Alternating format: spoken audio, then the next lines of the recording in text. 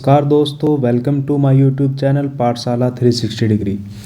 चलिए बच्चों, शुरुआत करते हैं आज की वीडियो में। आज की इस वीडियो में जो हम चीज़ें आपके साथ डिस्कस करने वाले हैं, उत्तराखंड लोक सेवा आयोग। उत्तराखंड लोक सेवा आयोग यानी कि यूकेपीएससी ने नई वैकेंसीज़ निकाल दी हैं। नई वैकेंसीज़ का नोटिफिकेशन आया है जिसमें 445 वैकेंसीज़ हैं। ये जो वैकेंसीज़ हैं आपकी ये जो आपकी वैकेंसीज़ हैं क्लर्क की वैकेंसीज़ हैं, क्लर्क। चलिए अभी देखते हैं। विज्ञापन प्रकाशन की तिथि 30 नवंबर 2022 और अंतिम तिथि होगी 20 दिसंबर 2022। चलिए नेक्स्ट चलते हैं। कनिष्ठ सहायक परीक्षा 2022 के अंतर्गत 445 रिक्त पदों पर भर्ती निकाली गई है। 445 रिक्त पदों पर भर्ती निकाली गई है, तो कुल वैकेंसीज, टोटल वैकेंसीज 445 है। और ये 445 वैकेंसीज जो निकाली गई है ये 71 विभागों में है, यानी 71 विभागों में 445 वैकेंसीज निकाली गई है। और ये आपकी 12th बेसिस वैकेंसीज हैं, 12वीं पास। रिक्त पदों पर सीधी भर्ती द्वारा चयन हेतु पात्र अभ्यर्थियों से ऑनलाइन आवेदन पत्र आमंत्रित किए जाएंगे। और ये जो आवेदन पत्र आमंत्रित किए जाएंगे, विज्ञापन प्रकाशन की तिथि 30 नवंबर है और 20 दिसंबर तक आप इन्हें भर सकते हो। और परीक्षा शुल्क भी 20 दिसंबर तक ही जमा कर सकते हो। और ये आयोग की वेबसाइट pcs.uk.government.in पर दिनांक 20 दिसंबर 2022 तक विज्ञापन में उल्लिखित शर्तों के अनुसार ऑनलाइन आवेदन कर सकते हैं। अब समझते हैं अति महत्वपूर्ण निर्देश जिनमें आरक्षण से संबंधित चीज़ें दी गई हैं। ये जैसे अन्य भर्तियों में होता है उसी प्रकार अभ्यर्थी यह भी सुनिश्चित करे कि ऑनलाइन आवेदन पत्र भरने की अंतिम तिथि अर्थात दिनांक 20 दिसंबर 2022 तक विज्ञापन में वर्णित अनिवार्य शैक्षिक अर्हताएँ एवं अन्य अर्हताएँ अवश्य धारित हो। इसका अर्थ है कि जो आपको विज्ञापन में, विज्ञप्ति में जो आपको अर्हताएँ दी गई हैं वो भरने की अंतिम तिथि तक आपके पास होनी चाहिए, यानी कि अपेयरिंग ना हो, आप फाइनल कर चुके हों। नेक्स्ट चलिए। अभ्यर्थी ऑनलाइन आवेदन पत्र करने के पूर्व विज्ञापन में वर्णित समस्त निर्देशों को भली भांति अध्ययन कर ले। ठीक है, नेक्स्ट चलते हैं। फर्जी प्रमाण पत्र आपके पास कोई नहीं होना चाहिए। यदि आप फर्जी प्रमाण पत्र होगा तो आपको 5 साल के लिए आयोग प्रतिबंधित कर सकता है और साथ ही मुकदमा भी चला सकता है, यानी आप पर अभियोग भी दर्ज कराया जा सकता है। उसके बाद आयोग में ऑनलाइन पत्र आवेदन प्रस्तुत करने की अंतिम तिथि 20 दिसंबर 2022 के उपरांत आवेदन पत्र में की गई प्रविष्टियों यथा पदनाम, अर्हता, आरक्षण से संबंधित श्रेणी, उपश्रेणी, आयु, परीक्षा केंद्र इत्यादि में किसी प्रकार का अनुरोध स्वीकार्य नहीं होगा। यानी कि आप फॉर्म भरते समय बहुत ध्यान से फॉर्म भरें। उसके बाद अभ्यर्थी परीक्षा योजना के लिए परिशिष्ट 1, ये हम आगे चलकर देखेंगे। पाठ्यक्रम के लिए परिशिष्ट 2, आरक्षण संबंधी दावों एवं निर्धारित प्रारूपण के लिए परिशिष्ट 3, ये आगे चलकर देखेंगे। उसके बाद चलिए ये होगा आपका, ये ध्यान से देखिए, जिन विभागों के विज्ञापित पदों की अनिवार्य अर्हता में टंकण परीक्षा के लिए हिंदी में 4000 की डिप्रेशन प्रति घंटा की गति का प्राविधान उल्लिखित नहीं है, उन विभागों के पदों हेतु भी हिंदी में टंकण में 4000 की डिप्रेशन प्रति घंटा गति निर्धारित है। यानी कुछ पदों में तो लिखा होगा कि यहाँ 4000 की प्रति घंटा चाहिए और कुछ पदों में यदि नहीं लिखी होगी तो वहाँ भी 4000 की प्रति घंटा ही चाहिए होगी। चलिए नेक्स्ट देखते हैं। इसी प्रकार अंग्रेजी की जो गति होगी वो 8000 की डिप्रेशन, जहाँ उल्लिखित हो वहाँ तो होगी ही, जहाँ उल्लिखित नहीं हो वहाँ भी आपकी 8000 ही होगी। नेक्स्ट चलते हैं। आयोग द्वारा यथा समय अभ्यर्थियों से ऑनलाइन आवेदन पत्र में किए गए दावों की पुष्टि हेतु ऑनलाइन आवेदन पत्र के हस्ताक्षरित प्रिंट आउट प्रति के साथ अनिवार्य अर्हता, अधिमानीय अर्हता, आरक्षण आदि से संबंधित समस्त प्रमाण पत्र मंगाए जाएंगे। चलिए उसके बाद अभ्यर्थी के समस्त अभिलेख सत्यापन। नेक्स्ट चलिए। लिखित परीक्षा में दरअसल होगा क्या, सबसे पहले होगी आपकी लिखित परीक्षा। जो अभ्यर्थी लिखित परीक्षा को पास करेंगे, ठीक है, जो अभ्यर्थी लिखित परीक्षा को पास करेंगे उसके बाद उन्हें विभागों या पदों के लिए वरीयता देनी होगी। क्योंकि ये जो वैकेंसीज हैं आपके 71 विभागों में हैं, तो आपको वरीयता देनी होगी कि पहली वरीयता इस पोस्ट को होगी या इस विभाग में, दूसरी ये, तीसरी ये, इस प्रकार ये लिखित परीक्षा के बाद दी जाएगी। और उसके बाद होगी आपकी टंकण परीक्षा। क्योंकि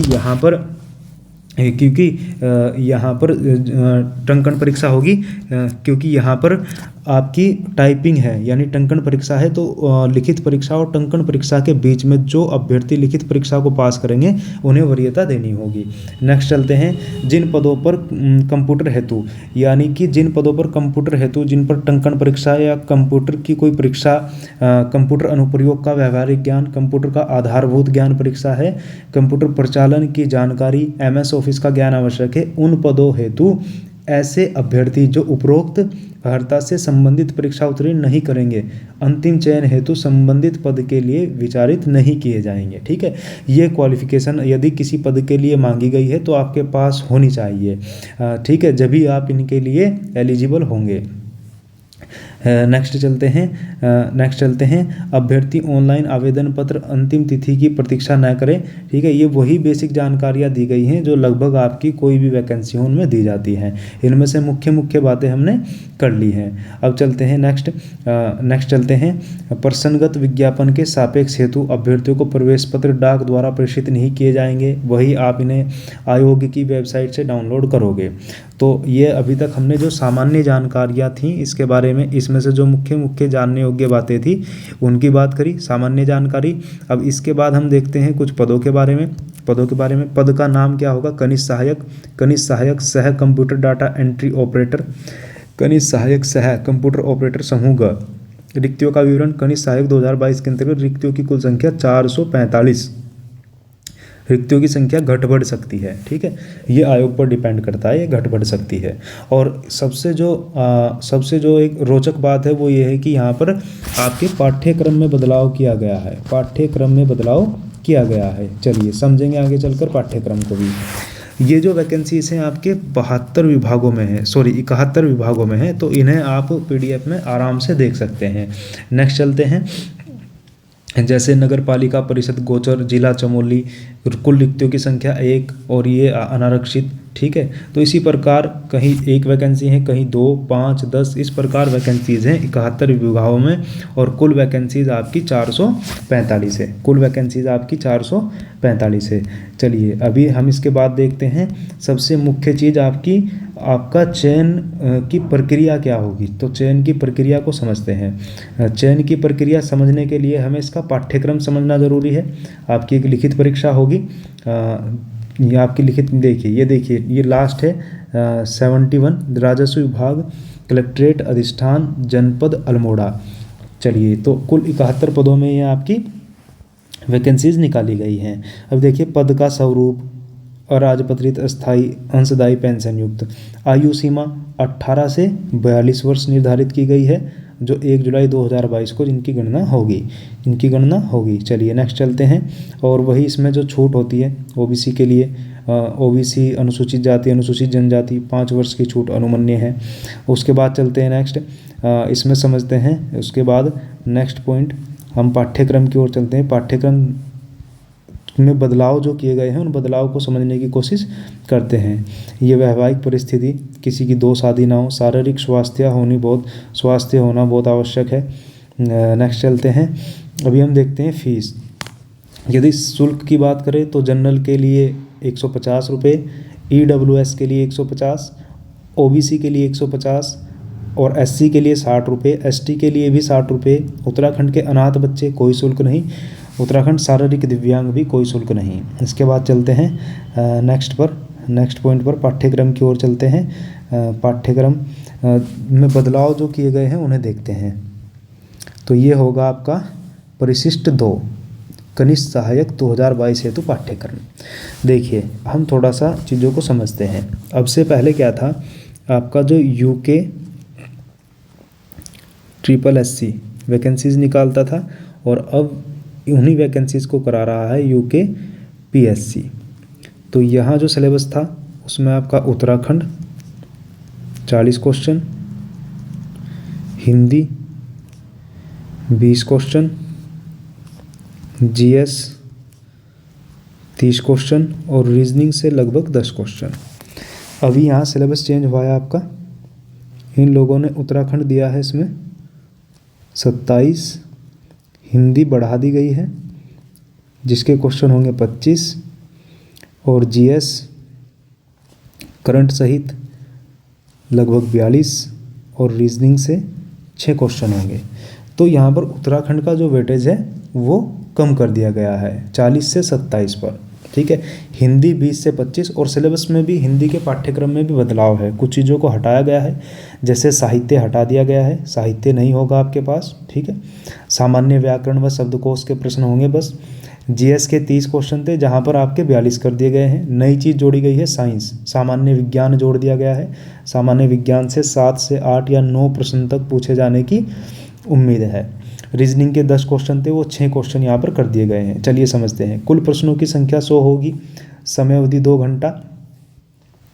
उसके बाद आपका देखिए ये कुछ इस प्रकार का पाठ्यक्रम दिया गया है। ये दिया गया है अधिकतम अंक 75, प्रश्नों की संख्या 75, सामान्य विज्ञान एवं कंप्यूटर से संबंधित जानकारी 15 अंक, भारत का इतिहास तथा भारतीय राष्ट्रीय आंदोलन 7 अंक, यानी कि ये आपका पार्ट हो जाएगा साइंस प्लस कंप्यूटर का। ये हो जाएगा आपका हिस्ट्री का। ये हो जाएगा पॉलिटी से आपके 6 क्वेश्चन होंगे। फिर भारत का भूगोल और जनांकीकी से आपके 7 क्वेश्चन होंगे, यानी इसमें आपका जियोग्राफी होगा। और यहाँ से सामाजिक, आर्थिक और जनांकीकी पक्षों की सामान्य समझ। तो आर्थिक मतलब यहाँ से आपका इकोनॉमिक्स से भी 1-2 प्रश्न पूछा जा सकता है। उसके बाद समसामयिक घटना यानी कि करंट, जो आपका 7 नंबर का होगा। तो ये तो इतना जो पार्ट हुआ, ये पार्ट हुआ आपका जीएस का। इसे आप देख सकते हैं टोटल ये कितना हो जाएगा। तो टोटल ये होगा आपका यहाँ तक जीएस का, जिसमें आपका 15, 7 ये हो जाएगा 22 और 6 हो जाएगा आपका 28 और 7 हो जाएगा आपका 35 और 35 और फिर ये अंत में बचता है आपका 7 ये करंट सहित। तो करंट सहित टोटल 42 नंबर हो जाएंगे, ठीक है। अब उत्तराखंड की बात करें, उत्तराखंड का इतिहास 6 नंबर, उत्तराखंड की संस्कृति 6 नंबर, तो 12 तो ये हो गए। उत्तराखंड का भूगोल एवं जनांकीकी ये 8, तो 12 और 8 20 तो ये हो गए। नेक्स्ट चलते हैं, उत्तराखंड के आर्थिक एवं प्राकृतिक संसाधन 7, तो टोटल 27 नंबर ये आपका हो जाएगा उत्तराखंड यहाँ तक 7 नंबर तक। फिर सामान्य बुद्धि परीक्षण 6 अंक होंगे।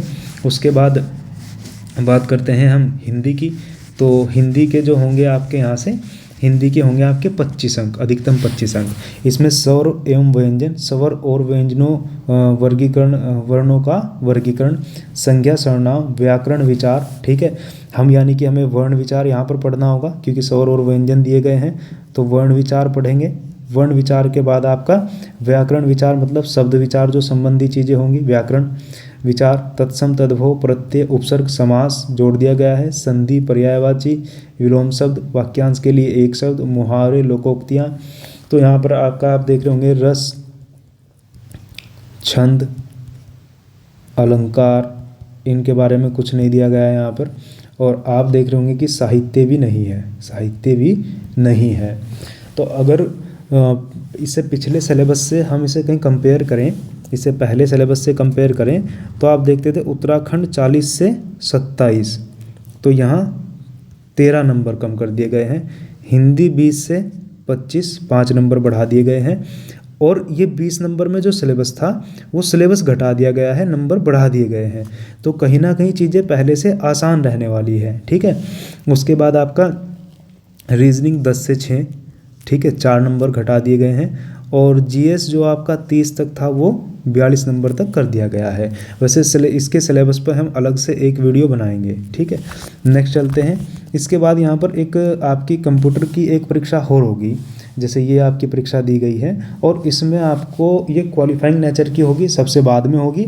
और इसमें आपको न्यूनतम 40% अंक प्राप्त करना अनिवार्य है। ये आराम से आप पास कर लोगे। सबसे पहले आपका होगा आपका लिखित परीक्षा होगी 100 अंक, जिसका सिलेबस अभी हमने देखा। उसके बाद आप वरीयता दोगे, किस विभाग को वरीयता देना चाहते हो, कौन से विभाग में जाना चाहते हो। उसके बाद आपकी टंकन परीक्षा होगी, और टंकन परीक्षा के बाद फिर आपकी ये वाली परीक्षा होगी, ठीक है। और इस परीक्षा में आपके 100 क्वेश्चन होंगे, 100 में से आपको 40 करना अनिवार्य होगा। आप आराम से पास कर सकते हो, ठीक है। तो लग जाइए बच्चों तैयारी में। एक नया मौका आपको 445 पदों के लिए मिला है और इसका सिलेबस भी चेंज किया गया है। यदि तुलना की जाए इससे पहले जो सिलेबस था ये उसकी अपेक्षा कहीं थोड़ा आसान रहेगा। हाँ, बच्चों को साइंस पढ़ने में समस्या हो सकती है क्योंकि अब से पहले उत्तराखंड में जो आपका अधीनस्थ चयन सेवा आयोग परीक्षाएं लेता था तो वहाँ आपके विज्ञान के प्रश्न नहीं होते थे। जबकि यूकेपीएससी अब एग्ज़ाम लेगा तो यहाँ विज्ञान के प्रश्न होंगे। इसके लिए आप सामान्य कक्षा 10 तक का जो विज्ञान होगा उसे पढ़कर आपका काम चल जाएगा। ठीक है, चलिए मिलते हैं नेक्स्ट वीडियो में सिलेबस के बारे में देखेंगे, इसके डिटेल से क्या चीज़ पढ़नी है क्या छोड़ना है। चलिए आज की वीडियो में इतने, मिलते हैं नेक्स्ट वीडियो में।